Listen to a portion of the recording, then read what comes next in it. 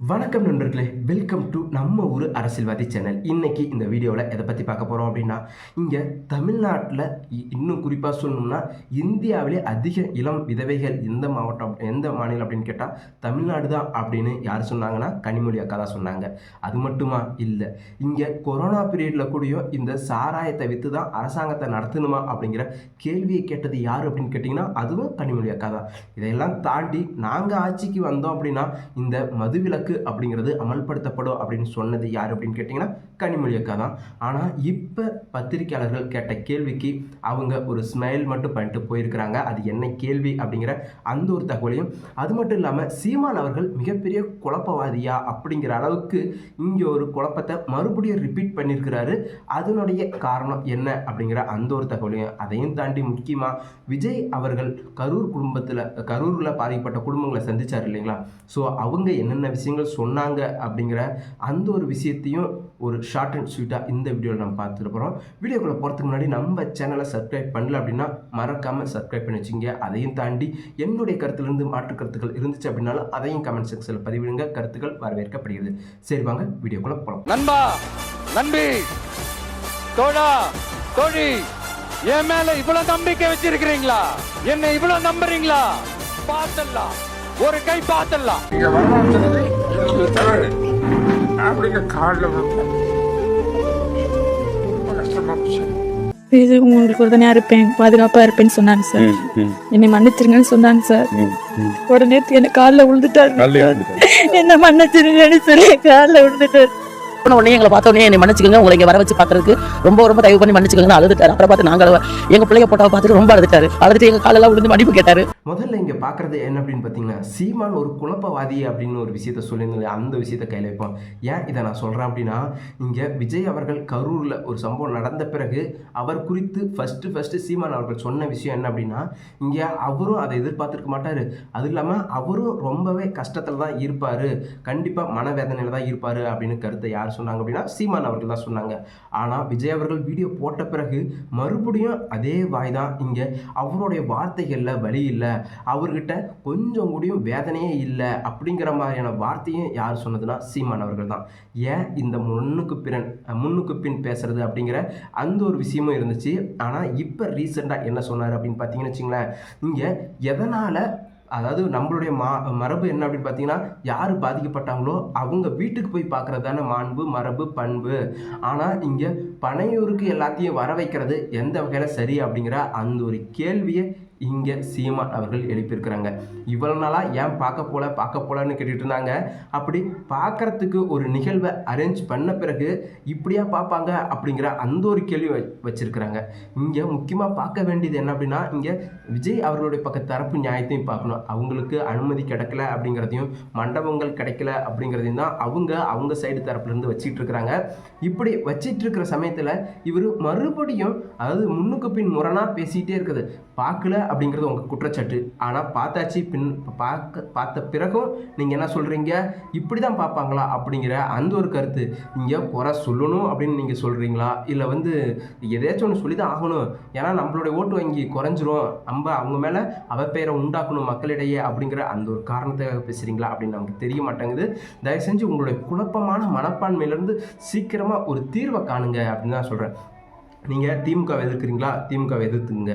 தாவேக்காவை எதிர்க்கிறீங்களா, நான் தாவேக்காவை மட்டும்தான் எதிர்ப்பேன் அப்படின்ட்டு சொல்லிவிடுங்க ஓப்பனாகவே, தப்பு இல்லை. ஆனால் உங்களுடைய குழப்பமான மனநிலை அப்படிங்கிறது உங்களுடைய தம்பிகளையும் குழம்பு வைக்குது. இன்னும் சொல்லப்போனால் இடும்போன கார்த்திக் அவர்கள்லாம் எப்போ கரூரில் அந்த சம்பவம் நடந்துச்சோ அதுலேருந்து இன்னை வரைக்குமே, அதாவது நேற்று போட்ட வீடியோவில் முதல் கொண்டு அவர் சொன்ன விஷயம் என்ன அப்படின்னு பார்த்தீங்கன்னு வச்சுக்கேன், 41 உயிர் போயிருக்கு, அதுக்கு முழுக்க காரணம் விஜய் அவர்கள் தான், அவங்களை கைது பண்ணணும் அப்படிங்கிறதான். சீமான் அவர்களும் அதை தான் நேற்று சொல்லியிருக்கிறாரு.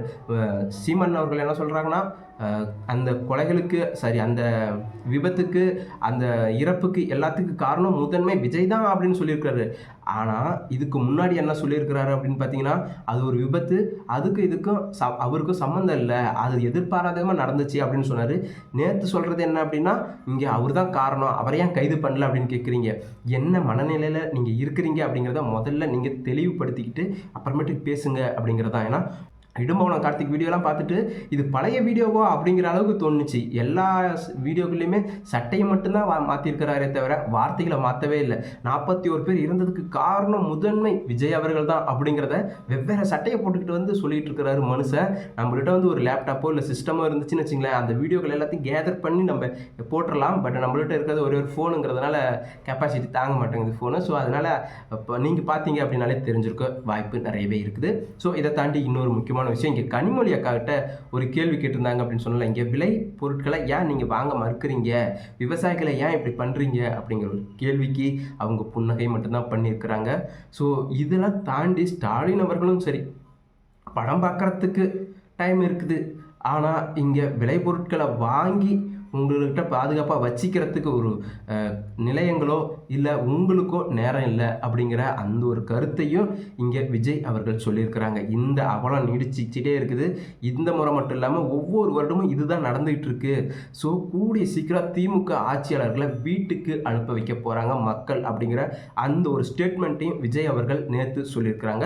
உண்மையாலுமே கரூர் மக்களை சந்தித்த பிறகு மிகப்பெரிய கம்பேக் அப்படின்ட்டு தான் நான் இதை பார்க்குறேன். ஏன்னா அங்கே சந்தித்த பிறகு தான் இந்த அறிக்கை விடுறாங்க. இந்த அறிக்கை விட்டது இல்லாமல் இன்னும் ஒரு 24 பேரை வந்து ஒவ்வொரு மாவட்டத்திலையும் கண்காணிக்கிற பொறுப்பை கொடுத்துருக்குறாங்க. என்னென்ன செயல்கள் பண்ணுறாங்க, அன்றாடம் என்னென்ன ஆக்டிவிட்டீஸ் நடந்துகிட்டு இருக்குது அப்படிங்கிறத எல்லாத்தையும் நீங்கள் பார்க்கணும் அப்படின்ட்டு ஒவ்வொருத்தரையும் நியமித்து கட்சி தன்னுடைய பணியை ஸ்டார்ட் பண்ண தொடங்கியிருக்கு. ஸோ இந்த விஷயத்தை பார்த்தாவது சீமான் அவர்கள் கொஞ்சம் திருந்தணும் அப்படின்னு நான் நினைக்கிறேன்.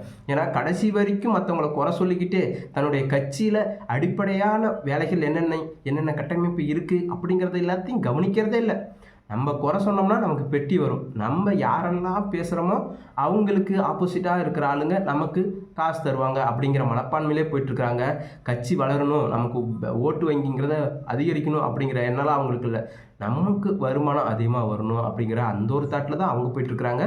ஸ்டாலின் ஐயா கிட்ட வந்துடலாம். ஏன்னா இங்கே விலை பொருட்கள் எல்லாமே முளைச்சி போயிருக்கு. ஆனால் அதையெல்லாம் வாங்காமல் நீங்கள் படம் பார்க்க தான் முக்கியம் அப்படின்னு போயிருக்கிறீங்க, அவங்கள பாராட்டுறீங்க, அதெல்லாம் இருக்கட்டும். ஆனால் இவங்களையும் கொஞ்சம் கவனிக்கணும் இல்லையா? ஏன்னா இவங்களுடைய வாழ்வாதாரமே அந்த விலை பொருட்கள் தான். அந்த விலை பொருட்களே நாசமாச்சு, விற்கலை அப்படின்னா அவங்களுடைய வாழ்வாதாரத்தை முற்றிலுமாக இழக்க தானே நேரிடும். அவங்க அன்றாட தேவைகளுக்கு கூடியும் ஏதாச்சும் சேர்த்து வைக்கணும், இல்லை குழந்தைகளுக்கு பள்ளி செலவோ இல்லை மருத்துவ செலவோ ஏதோ தேவைப்படும் இல்லையா? அதுக்கெல்லாம் அவங்க எதை பேஸ் பண்ணி கடன் வாங்கியிருப்பாங்க இல்லை நம்பி இருந்திருப்பாங்கன்னா, கண்டிப்பாக இந்த முறை நம்ம அறுவடை பண்ணி அந்த நெல்லை விற்றோம்னா அதுலேருந்து வர காசை தான் நம்ம வந்து கடன் கட்டுறதோ இல்லை நம்மளுடைய தேவைகளை பூர்த்தி பண்ணுறதோ அந்த செலவுகளை வச்சுருப்பாங்க. ஆனால் அப்படி நீங்கள் பண்ணாமல் அவங்களுடைய வயிற்றில் வாழ்வாதாரத்தில் அடிச்சிருக்கிறீங்க அப்படிங்கிறது தான் என்னுடைய மிகப்பெரிய குற்றச்சாட்டு. ஸோ இப்படி ஒரு பக்கம் போயிட்டுருக்கிறப்ப நேற்று விஜயை சந்தித்த அந்த மக்கள் சொன்ன விஷயங்கள் வந்து மிகப்பெரிய அளவில் ஆச்சரியம் ஊட்டுனுச்சு அப்படின்னு தான் சொல்லணும். நம்ம நேற்று வீடியோக்களில் வந்து வெறும் ஆடியோவை மட்டும்தான் சொல்லியிருந்தோம். ஆனால் இப்போ வீடியோக்கள் ஒவ்வொருத்தருமே சொல்கிறாங்க, விஜய் அவர்கள் பார்த்த உடனே என்னை மன்னிச்சிடுங்க, என்னால் அங்கே வந்து சந்திக்கிற சூழ்நிலை இல்லை, ஸோ கண்டிப்பாக வந்து சந்திப்பேன், என்னை மன்னிச்சிடுங்க, நான் உங்கள் குடும்பத்தில் ஒருத்தராக இருப்பேன் அப்படிங்கிற அந்த ஒரு உத்தரவாதத்தையும், அது மட்டும் இல்லாமல் ஒரு சில குடும்பங்களில் காலிலே விழுந்து என்னை மன்னிச்சிடுங்க அப்படிங்கிற அந்த ஒரு விஷயத்தையும் சொல்லியிருக்கிறாங்க. ஸோ இதை எல்லாத்தையும் வச்சு பார்க்குறப்ப தான் விஜய் அவர்கள் அவருடைய தன்மைக்கு அவருக்கு என்ன தோணுதோ அதை அவர் சரியாக பண்ணிகிட்டு போகிறாருன்னு நினைக்கிறேன். ஆனால் இதை எல்லாத்தையும் சீமான் அவர்களாக இருந்தாலும் சரி இல்லை மற்ற நபர்களாக இருந்தாலும் சரி விமர்சனம் பண்ணிட்டு தான் இருப்பாங்க. காரணம், இங்கே அவங்கள விமர்சிக்கலை அப்படின்னா இவங்களுடைய வண்டி ஓடாது.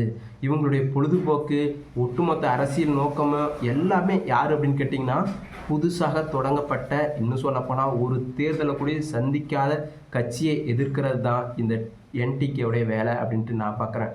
இங்கே கட்சியில் ஆட்சியில் இருக்கிறவங்கள கேட்குறதெல்லாம் அதிக கேள்வி இல்லை. என்னையா எப்போ பாரு வந்து தமிழக வெற்றி கழகத்தை குறை சொல்லிகிட்டே இருக்கிறாங்க, அவங்க ஆட்சியிலே இல்லையே, ஆட்சியில் இருக்கிறவங்கள குறை சொன்னால் கூட பிரச்சனை இல்லை, ஆட்சி அதிகாரத்தில் இல்லாத ஒருத்தவங்களை எதுக்கு இவ்வளோ பெரிய அளவில் விமர்சிக்கணும் அப்படிங்கிறது நாம் தமிழர் கட்சியில் இருக்கிற அடிமட்ட தொண்டனுக்கும், இன்னும் சொல்லப்போனால் அவங்களுக்கு ஓட்டு போடலான்னு நினைக்கிறாங்க பார்த்தியா, அவங்களுக்குமே இருக்கிற இந்த ஒரு கேள்வி தாங்க. ஸோ கொஞ்சம் உங்களை நீங்கள் மாற்றிக்கிங்க அப்படிங்கிறது என்னுடைய கருத்து. இது மட்டும் இல்லாமல் இன்னும் பல சுவாரஸ்யமான விஷயங்கள் இந்த அரசியல் காலத்தில் நடந்துகிட்ருக்கு.